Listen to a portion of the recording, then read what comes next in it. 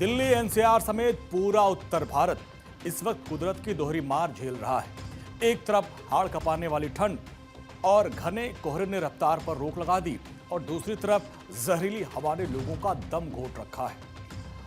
अगर हम प्रदूषण की बात करें तो दिल्ली में आज पालम से लेकर गाजियाबाद तक विजिबिलिटी शून्य रही, जिसका सीधा असर उड़ानों पर पड़ा और करीब 120 उड़ानों से अधिक जो है उसको रद्द कर दिया गया।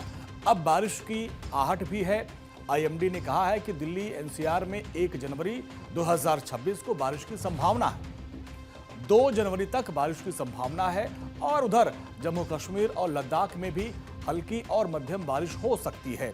बर्फबारी होने की भी प्रबल संभावना है और जिससे ठंड और गलन और बढ़ेगी। अब आप देखिए, इसके साथ साथ भारत के कई हिस्सों में बारिश और बर्फबारी का अलर्ट जारी किया गया है। मौसम में बदलाव के संकेत नजर आ रहे हैं। नए साल की शुरुआत मैदानी इलाकों में बारिश के साथ होने की संभावना जताई जा रही है। लेकिन फिलहाल अगर हम दिल्ली एनसीआर की बात करें तो बिगड़े मिजाज ने रफ्तार पर ब्रेक लगा दिया है।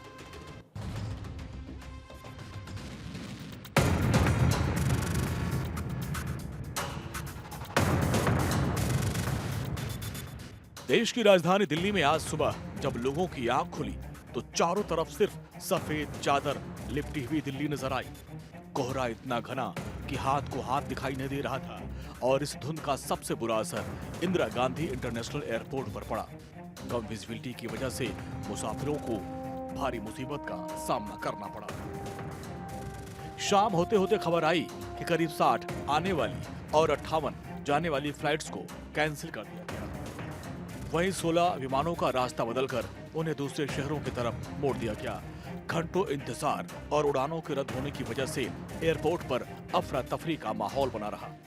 और अगले अगर आने वाले दिनों की बात करें तो एक हमारा काफी एक्टिव पश्चिमी विक्षोभ है, जिसका असर जो है हिमाचल प्रदेश में कल यानी कि 30 दिसंबर से चालू होगा और ये असर हिमाचल प्रदेश में 2 जनवरी की दोपहर तक लगातार हमें देखने को मिलेगा, जिनमें से मुख्य रूप से 31 दिसंबर और 1 जनवरी को हाई हिल्स और मिड हिल्स के अनेक स्थानों पे बारिश और बर्फबारी हमें देखने को मिलेगी। वहीं पे निचले मैदानी इलाकों में भी 31 और 1 जनवरी को कुछ एक स्थानों पे हल्के स्तर तक की बारिश होने की पूरी संभावनाएं बनी हुई हैं।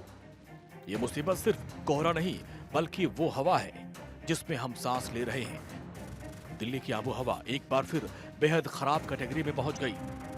आनंद विहार और वजीरपुर जैसे इलाकों में AQI का लेवल 450 के पार पहुंच गया, जो सेहत के लिए किसी भी बड़े खतरे से कम नहीं। चांदनी चौक हो या अशोक विहार, हर तरफ स्मॉग का साया था। जलन वगैरह होती है, यही है भाई। पूरा दिन तो खैर मर जाएंगे करेंगे तो सुबह शाम थोड़ा बहुत करते हैं, बस हो जाता है, इतना ही करते हैं क्योंकि जलन में कर ही नहीं जाता काम। बहुत हालात खराब है मैम। हाँ मैम। आप रिक्शा चलाते हैं तो आपको दिक्कत होती है मैम। आँख में मिर्ची की तरह लगता है मैम, सांस लेने में दिक्कत होती है मैम।